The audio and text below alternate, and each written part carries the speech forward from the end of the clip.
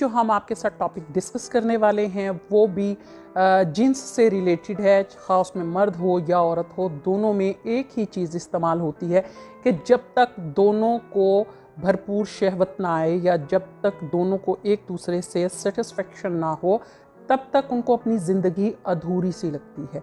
ऐसे में उन दोनों को एक दूसरे का साथ भी अच्छा नहीं लग रहा होता, क्योंकि एक दूसरे से बेजार रहना, उकताए हुए रहना, ऐसे में मुबाशरत करना, ये बिल्कुल ऐसे ही है जैसे कि आप एक ज़बरदस्ती का रिश्ता जोड़ कर रखे हुए हैं। तो अगर आप अपनी ज़िंदगी को भरपूर इंजॉय करना चाहते हैं या अपनी ज़िंदगी को खुशगवार बनाना चाहते हैं, तो उसके लिए मैं आपके लिए बेहतरीन नुस्खे भी आपको बताऊंगी। लेकिन उससे पहले कुछ चीज़ें हैं जिनको आपने अपनी ज़िंदगी में लाज़िम व मलज़ूम कर लेना है। वो ये है कि सबसे पहले तो आपको अपनी जो मिजाज है, अपना मिजाज उसको नॉर्मल रखना है। उसके बाद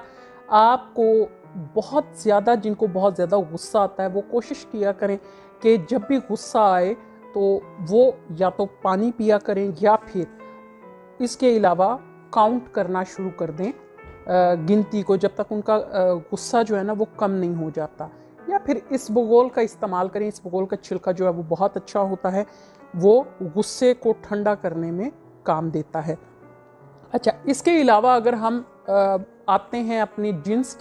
जिनसी बीमारियों की तरफ, तो उसमें मैं आपको बता दूं कि ये जो चीज़ें मैंने लाज़िम व मलज़ूम करने के लिए कही हैं वो यही है कि आप एक दूसरे को टाइम दें, एक दूसरे को तवज्जो दें, और एक दूसरे के लिबास का, एक दूसरे के जिस्म से उठने वाली बदबू का, एक दूसरे के साथ चलने का, जो भी आपको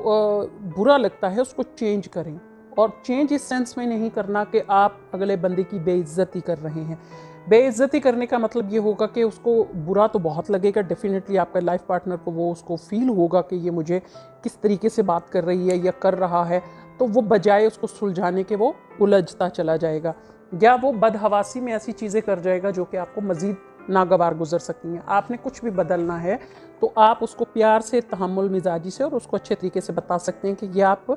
पे बहुत अच्छा लग रहा है, लेकिन इसको मज़ीद अच्छा हम इस तरह से कर सकते हैं। हाँ, ये स्मेल आप पर सूट नहीं कर रही, आप ये स्मेल करें, या आपके जिस्म से मसालों की जो खुशबू आ रही है उससे मुझे थोड़ी एलर्जी हो रही है, इसे प्यार से आप